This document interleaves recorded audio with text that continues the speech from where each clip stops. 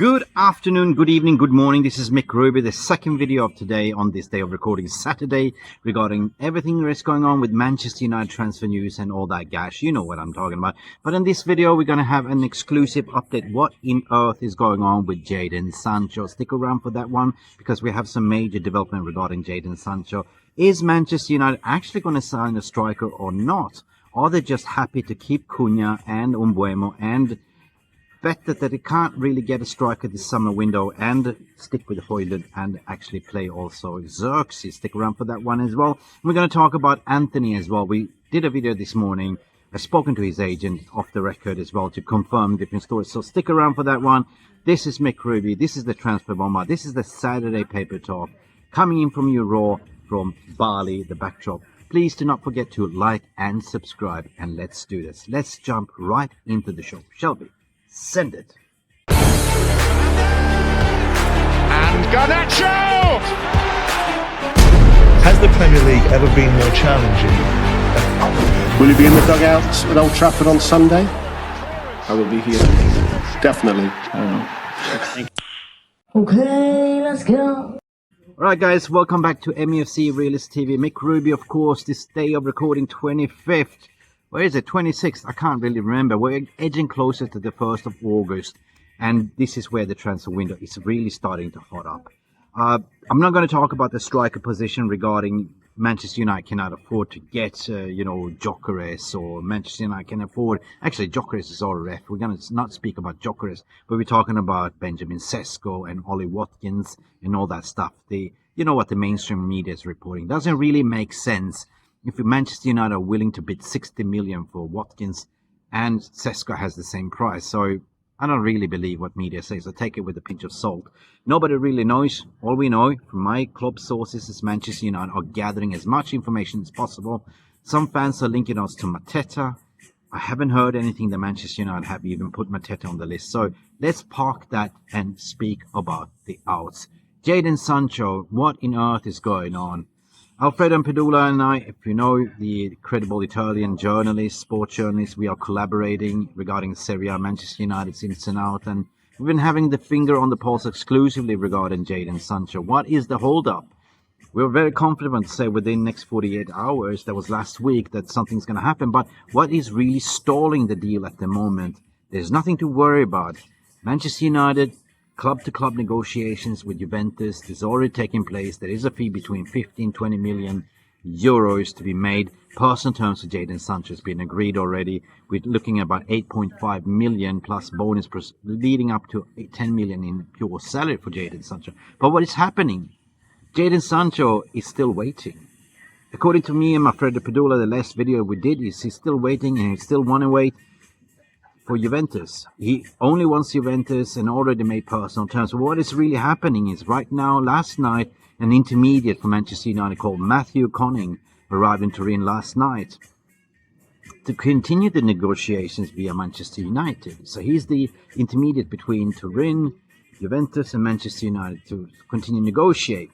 The real reason for the delay, and this is from credible sources, and this is actually a fact, you can also look it up, the Juventus, yes, the sign-conscious cow, of course, they always wanted to buy, get two wingers in. But the most important thing is, similar to Manchester United, they need to offload certain players. Now, the real reason is because they're looking for Timothy Weah or Nico Gonzalez to be offloaded. They both have suitors at the moment, but so far no bid has come in for them. That's what's holding it up. Juventus keep remaining confident that the deal is still on. This deal will happen, but it's going to take a little bit longer time because they want to offload either Weah or Nico Gonzalez. And that's pretty much what's going on at the moment, right? Jadon Sancho only wants to play for Juventus. Personal terms agreed. Fees been sort of accepted by Manchester United. And all Manchester United wants to have a green light so they can ship him off and sort of get rid of that headache. Because guess what? The wages of Sancho would actually be the catalyst in the way Manchester United will purchase another striker. That is pretty much 300k off the wage bill. That is massive if you look at the overall wages, like almost 70k, 17 million, a year saving on Sancho's wages. But hang on, listen, we're going to talk about the strikers, of course, which is a little bit confusing, right? there's a little bit conflicting confusion, because back when I was in the Asian post-match tour in Kuala Lumpur and Hong Kong, I did manage to speak to some officials from Manchester United backroom staff that told me that the main focus for Manchester United was to land Cunha and also Mbeumo. That was the key. And then Manchester United will look to assess the striker position, potential central midfielder and a goalkeeper, but the prime focus was always to sell players. Now that hasn't really gone that well, and I wouldn't panic because we still have 1 month left, and this is the window of opportunity where we see reports that Sancho and his agent are willing to do this deal. And also, in a way, Junior Pedrosa, from the agent of Antony dos Santos, is willing to collaborate. They're willing to walk away from Betis to say, well, and loan deal is not on offer. Manchester United told them, you cannot have him. You managed to sell a lot of players. You managed to buy a lot of players. But the one that really made you special, that actually got you into Europe, that actually got you on the highest league position ever, you don't want to offer money. You just want to have a loan deal. Manchester United will not tolerate that. And that's why they had the conversation with Junior Pedrosa that I also have an excellent relationship with. I asked him, and he said pretty much, yes, we are exploring options for Saudi Arabia. There's some guarantees that, Antony will still get into the World Cup, even if he plays in Saudi Arabia and other clubs. But it's also open to stay at Manchester United if something doesn't really happen. For me, that is okay. If Antony stays at Man United, it's not a problem. It's only the wages. That's the only reason why Manchester United wants to offload him. He's a surplus of a requirement. But if Manchester United doesn't manage to sell him, well, you know what I mean? They're happy to keep him. And that's just, good for squad depth, in my opinion. So he hasn't done anything bad to the club. He's been quite respectful. But at the end of the one that hasn't been respectful is Garnacho. What I did a video this morning.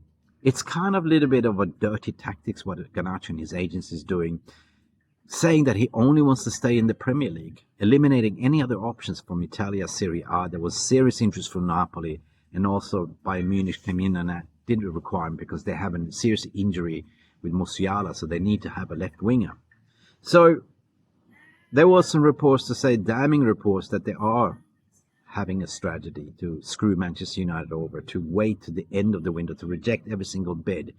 And so far we've seen that Villa might be interesting, Chelsea might come in for him, but that's a long shot at the moment. Garnacho holds the key. That's a pure profit. But the main reason why it's coming out from the agency side is that to delay is pretty much they hope that the price will come down so they can move. Now that is a little bit sneaky towards the club that actually made you, right? They actually gave you a chance. So you should honor that, Garnacho. It's so immature in my opinion, right? I'm not really liking what I'm seeing, what I'm hearing. And he's basically holding Manchester United for ransom at the moment. The minute we get Garnacho out of the door, that is pure profit on the PSR, because Manchester United bought him for 175,000 British pounds back in the days. And he's an academy homegrown talent. So if we do sell him for 45, 50 million, 100% 55 million pounds, that is counting like 150 pure profit on the book, on the PSR book. That means that Manchester United can just make a pound for the striker. They can make a bid for a central midfielder and a goalkeeper. So that is what's going on. And I don't really like it. Manchester United, you better put some firecrackers under Garnacho's agent's seat to get moving, right? This is not tolerating. They told him, you are better looking for a new club. And what are you doing? 2 months has passed and nothing's happening. Nothing's happening, right? Even if a bid comes in from Bayern Munich, will they reject it or will they keep it? It would be stupid to reject, because, you'll win titles at Bayern Munich. You will play in Champions League. Will you play in Champions League with Aston Villa? I don't think so. Anyway, that is the snappy update, what I'm going to bring to you. Jadon Sancho is edging closer, but there is a little bit more waiting game. This is what Manchester United are waiting for. We got Rashford to a loan deal. One down. We're waiting for another one to go, and then we go for definitely Jadon Sancho, and potentially Malacia has bids as well, according to the latest reports. And Garnacho needs to go, in my opinion. Mick Ruby here from MUFCRealistTV, as per tradition, trying to wrap things up in 10 minutes without going extra time. But by the way, we don't mind extra time on this Saturday. Guys, let me know your comments and feelings. Whatever you feel, drop a comment. I like to read and comment back. What do you think about Garnacho being a prat, his agent being a prat? What do you think about the whole story regarding Jadon Sancho and the delay, and Roma needs to sort of offload, similar to Manchester United? I certainly believe that Jadon Sancho will become a Juve player. It's just a little bit of a matter of time. Anyway, 10 minutes past. Glory, glory, Manchester United. Don't forget to like and subscribe. I'm out of here. Send it. Boom.